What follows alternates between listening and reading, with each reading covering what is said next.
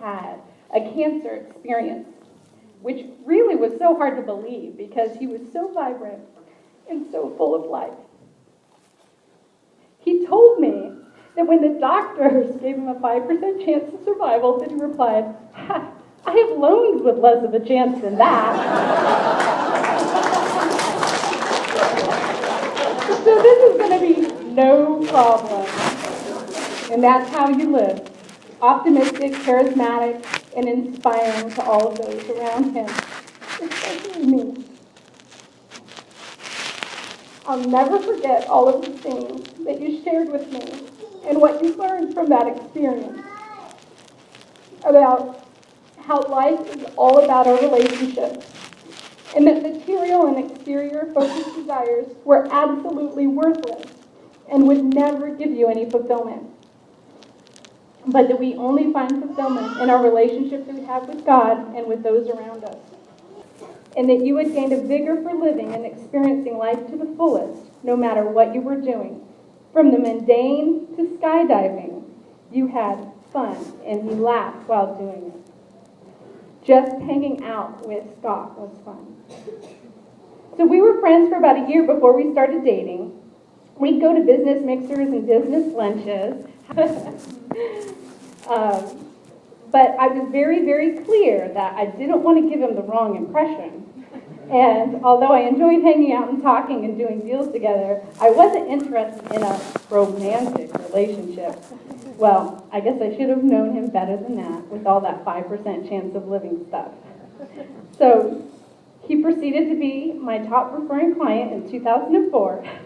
And I'm almost positive Scott went out on his business appointments looking for business to refer me.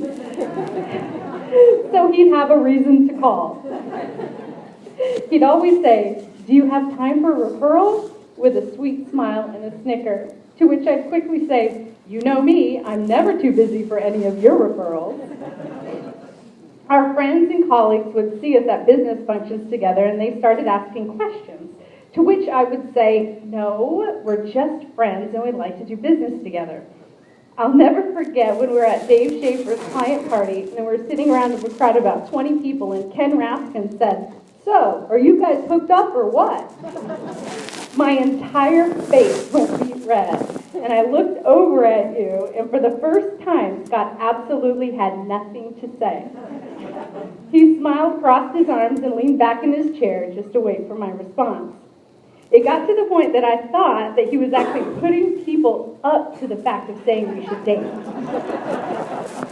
I guess our friends could see just the inevitable, and that was actually the first time that I thought, I wonder what it would be like to date Scott.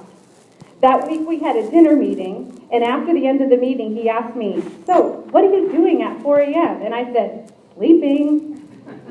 And Scott asked me to go volunteer with him at the Tevis, the 100-mile horse race from Tahoe to Auburn. And, of course, he knew that I loved and owned horses. Man, is this guy good or what?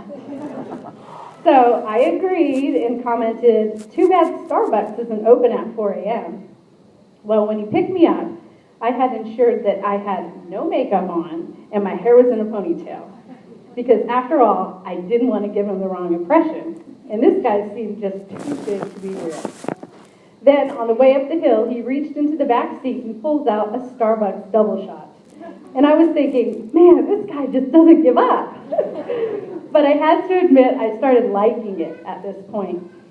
We got up to Robinson Flat, and we were assigned the most difficult volunteer position, directing all the parking lot with the judges, the media, the rescue trailers, and the transport trailers. Well, we jumped right in together and took action. Even when they ran out of transport slips, we hand wrote them out and raced each other to see who could finish first. The director of the Tevis said that we did the best job that they'd ever seen in 20 years. And I never laughed so hard and so often in a 24-hour period until that day. To that point, I just blamed it on being up since 4 a.m. Then we drove back down the hill and we rocked out with the windows down and sang Shania Twain songs. And I just remember thinking, how the heck does he know all the lyrics better than me? It was so much fun. I got home and I was exhausted and I collapsed in my recliner. When I woke up later that night, I recalled thinking, no, really? No way. Do I like Scott? The following weekend, he called me and he said, hey, do you like margaritas? And I said, yes.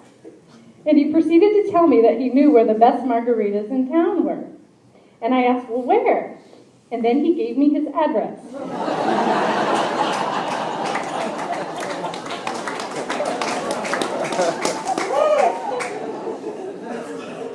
I laughed and came over later for that margarita. We stayed up until 3 a.m. talking and laughing and listening to music and just hanging out. Scott finally said to me, I have to give you some disclosure, since he was doing my loan at the time at Wells Fargo. And he said, and you're my client, but I'd really like to kiss you right now. Well, that kiss lasted about 4 hours. And yes, we only kissed. Then I had to go feed my horses, and from that day forward, we were inseparable. When I think of a word that encompasses how Scott lived, it would be love. And love is defined as unselfish, loyal, and benevolent concern for the good of another. I could stand up here all day and tell you story after story about how Scott loved others and how he inspired everyone around him to want to be a better person. And I've read so many of your letters over the past week that read very similarly.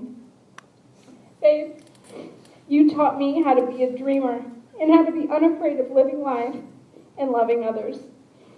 When another person believes in you, you begin to believe in yourself. He gave that to me and to all those that knew him. Faith that our best days are ahead of us. And I thank you for our 2 beautiful children. And when I told you that I'd be okay if I had children or if I didn't, you said that I simply have to experience being a parent, as you already had 2 wonderful children you loved immensely. And you said that I'd be the best mother on the planet.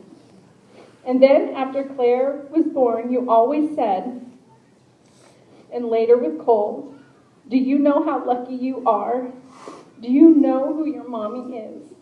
And the truth is that we were all so lucky to know you, my love, my beast, my little orphan monkey boy, and my best friend. Even in the midst of immense challenge and struggle, you always had that permanent smile. As my dad would say, you should have been in a Crest commercial. The doctors and the nurses, which became so familiar after that stent malfunctioned, were also moved and couldn't resist your positive nature. Everyone knew who you were, and I quickly became known everywhere as I walked around the hospital as Scott Nelson's wife. Not Karla. I was always so proud of how you chose to be courageous under such dire circumstances, and you always made me proud to be your wife. I told you that when God created you, he was thinking of me. And I thank God every day for the time we had together.